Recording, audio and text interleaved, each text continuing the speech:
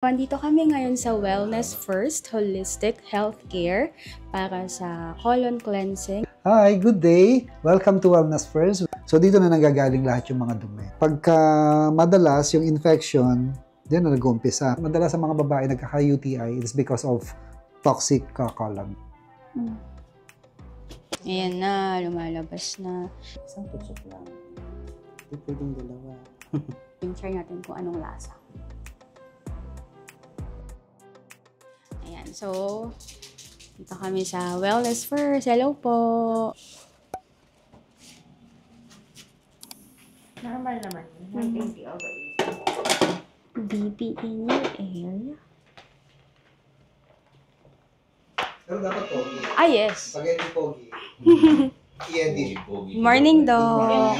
Yes, ma'am. Good morning. So, okay. Welcome to Wellness First. So, we are into holistic care. So, how are you, Tin? So, sabi ni Queen sa akin, isa ka raw sa pinakasikat na vlogger. Hindi naman, isa lang sa nauna. Pioneer ba? Kasi nung nag-start po ako, parang konti pa lang yung vlogger sa Philippines. So, marami ka ng followers. Is that Konti so? lang po, parang 500,000. Wow. So, ako po si Dr. Henry Cardenas. Isa po akong holistic doctor. Ang pinopromote ko in fact is bioelectromedicine. I'm a scientist by profession. Ang ina-advocate ko is the electrical impulses. Kasi ang katawan po natin is composed of electrical impulses. Pag nagkakaedad, hindi nyo napapansin minsan, bakit kaya tumaas na yung sugar ko? Bakit kaya sumasakit na yung aking tuhod? Bakit kaya nagiging ulyanin na minsan? Teka, sandali, nasan ba yung salamin ko? 3 causes of disease. Number 1, toxicity. Yung toxicity, meron dalawang kategorya. Meron internal, meron external. Yung simple lang na mga stressors, that's also toxic. That's pollutants. Pollutants sa pag-iisip. Tapos pangalawa is pathogens. Bacteria, virus, worms. Number 3, deficiency. Just imagine, 3 lang naman po. Blood test, stool, saliva, urine. Kasi doon lahat kasi yung mga residue. Pag urine, makikita na doon yung mga parameters ng mga toxicity. Nakikita na rin doon yung activity ng mga parasites o bacteria. Pag sinabi po nating holistic model, is yun yung tatlong aspeto yung aming tinitignan. It's always like mind, body, and spirit. So, ang ginagawa namin dito ngayon ay naglilinis. So, yun yung tinatawag na colonic or cleansing. Kaya pag diabetic, baka kailangan tayo maglinis. Pag high blood, ganun din. Baka kailangan na maglinis. Kasi baka sobra na yung dumi. And then, ibinabalik din natin mga nutrients na nawawala. So, through IV drips, mga ganyan. Air supplementation. Ito yung number 1 na nililinis natin that we need to do. This is the large intestine na kailangan siya malinis. Pag hindi mo nilinis yan, dyan na nagmumula yung mga sakit. Kasi dyan na nagbabahay yung mga dumi. Dyan na nagbabahay yung mga parasites. Bacteria, worms, mga pathogens, andyan lang. Yung acid, dyan na rin nanggagaling. Na-absorb ng blood vessels. Kaya nagkakasakit na nagkakasakit. Dumi, nandito lahat kasi naiipon. Lahat ng waste product, lahat ng dumi natin, nandito na yan lahat. Kaya pagka nako-constipate, bloated, kailangan linisin na natin yan. Especially kung kulang na yung movement, hindi na masyado wala ng exercise. Kaya umihina na yung contraction, umihina na yung elimination, naiipon. So dito na nanggagaling lahat yung mga dumi. Kaya pagka madalas yung infection, diyan na nag-uumpisa, pati sa prostate. Madalas sa mga babae nagkaka-UTI, it's because of toxic colon din. Nako-contaminate. Bakit nagkakaroon ng problema dun sa reproductive? Kasi itong rectum, malapit lang dun sa reproductive. Like yun sa ovary ng mga babae. Ito rin yung mga cause kung bakit nagkakaroon ng mga infection or yung mga tinatawag po na inflammation. E paano kung 3 araw na hindi ka pa nadudumi. Doon na nag-uumpisa yung mga cause of disease. Ay, kung ano, Dok, kung halimbawa, everyday, Mas maganda. every morning. Mas maganda. At least makadalawa ka o makaisa ka daily, Daily. the best. Pero ito kasi yung, ito naman yung kailangan natin maiwasan. Kahit na dumudumi ka, maganda yung elimination mo, pero hindi tayo makakaiwas dito. Yung mga parang sangipin, yung mga tinga, sumisiksik doon sa mga, sumisingit doon sa mga belay or doon sa mga butas. Ito yung makikita doon sa screen. Si Queen ang gumawa niyan.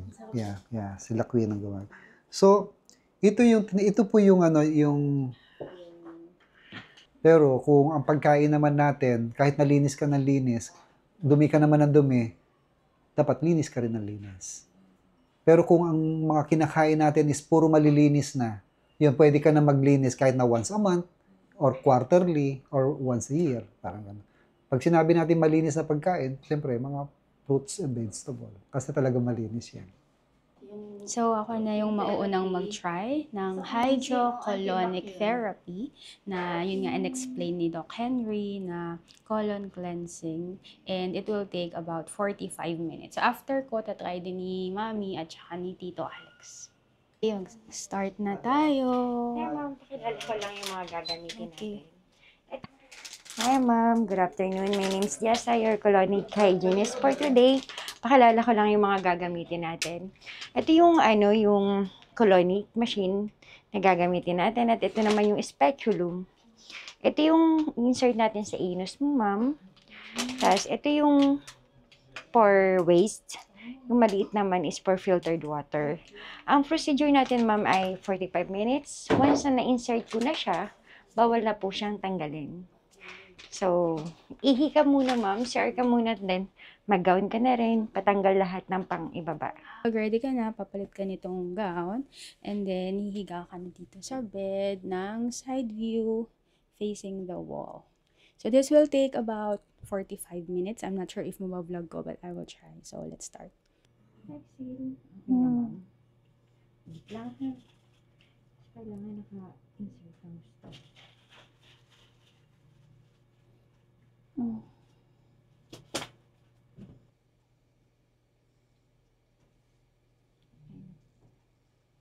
Sakit pa, ma'am.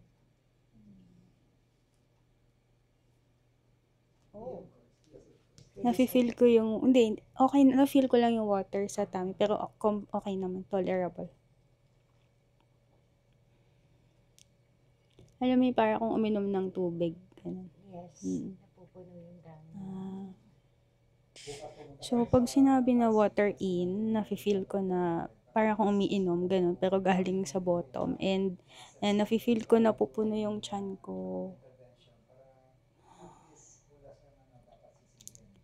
And release na po siguro. Okay. Ito yung lumalabas. May mga flash, ma'am. Kaso, clear pa rin siya. Hindi mo siya makikita kasi masyado maliwanag yung light na. Okay. So, right now, nakikita nyo na medyo yellowish na yung discharge. Ano ibig sabihin niyang yellowish na yung lumalabas? Acid reflux. Acid, ma'am. Okay, so natapos na kami after 45 minutes. Time is 2:20 p.m. Sarap sa feeling. After 45 minutes. And after that, magkakaroon ka ng urge na pumunta sa CR. Magbawas pa. Pero pansin ko initially, parang napaka-light. Ang lighter. Kanina, mga lumalabas, mga yellowish, ganyan. May mga acid. Yung yellowish, yun yung acid.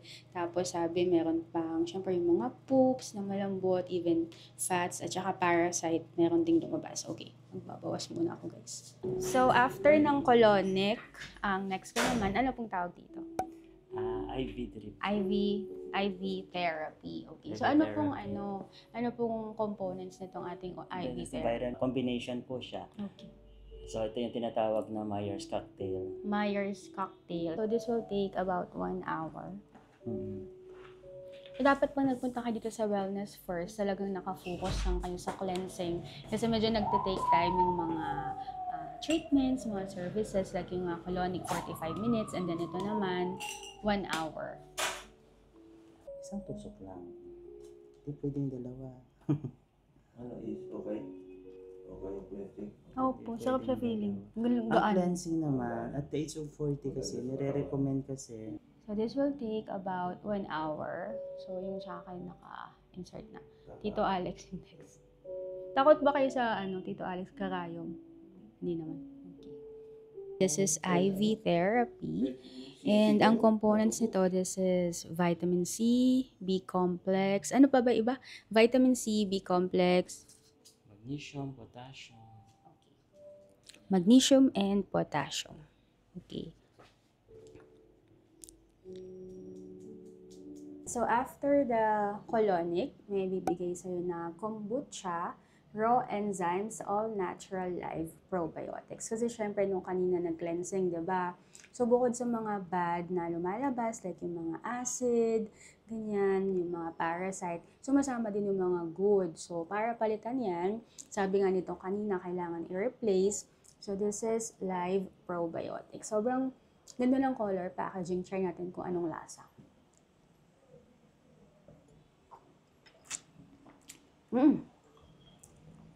Parang sa una, parang lasang juice. And then pag lunok mo, parang, oy, medyo maasim siya. Ganun. Pero masarap siya. Parang strawberry juice na may apple cider vinegar, no? Parang ganun. Okay, so ngayon naman, si Mami naman ang magta-try ng cleansing. More than me, si Mami talaga yung pinaka-gusto kong makatry nito. Tapos naman, ma'am, ramdam mo po, di ba? Nag-release tayo. Para lumabas si Poops. Wala talaga, ma'am. Kanina pa akong ganito ng ganito sa kanya. So pag ganyan walang lumalabas, nakaka-worry din ba? Para sa amin, ma'am, kasi, ayan, may kaunti. Tiga, ayan, lumalambot na. Nakikita mo, ma'am. So, ito yung kay Mommy. Yung kanina ko nakita nyo, especially nung palatter part na dark yellow na, tapos may mga lumalabas na buo. Ito, 16 minutes remaining. White pa din. Clear. So, pwedeng constipated na sobrang tigas talaga. Ang nakita lang May mga kanina, pads siya, ma'am, na lumalabas. Ayan ang mga pads. Yung mga white. Ilang minutes na lang? 16 minutes. 16 minutes, ma'am. 38 Kahit na ako eh. kapag ganito ang client, tapos walang lumalabas, hindi ako satisfied, ma'am. Oo, Yes. ibig Kaya sabihin. pinapump ko siya ng ganyan. Massage po siya. Ayan na, so 16 minutes Sabi ko remaining. sa'yo, Ngayon pa lang lumabot na lumabas. siya. Ayan na, ma'am. Ay, hindi kasi Ito kasi, ma'am, nararamdaman yung ko. kanina nag-leak. Oo. Kaya nagpalit kami ng tube. Sabi ko sa'yo. Ayan na, lumalabas na. So, yung yellowish na yan, that's acid na na-explain nito kanina na yung mga bad effects ng acid sa katawan, kung paano siya nakukuha, and ano yung effect niya kapag natanggal, kapag na-cleanse natin sa colon natin. You know. So, ito na yung lumalabas, so nag-white na ulit. And then, ang gagawin, mag-water in ulit, tapos water out. Yan. Nakaka-help. Okay. So, dapat minamassage Yes. na lumalabas. Isa pa. Isa pa, mami. Sige. After 45 minutes. Tayo ng 3:30. Sakto ah.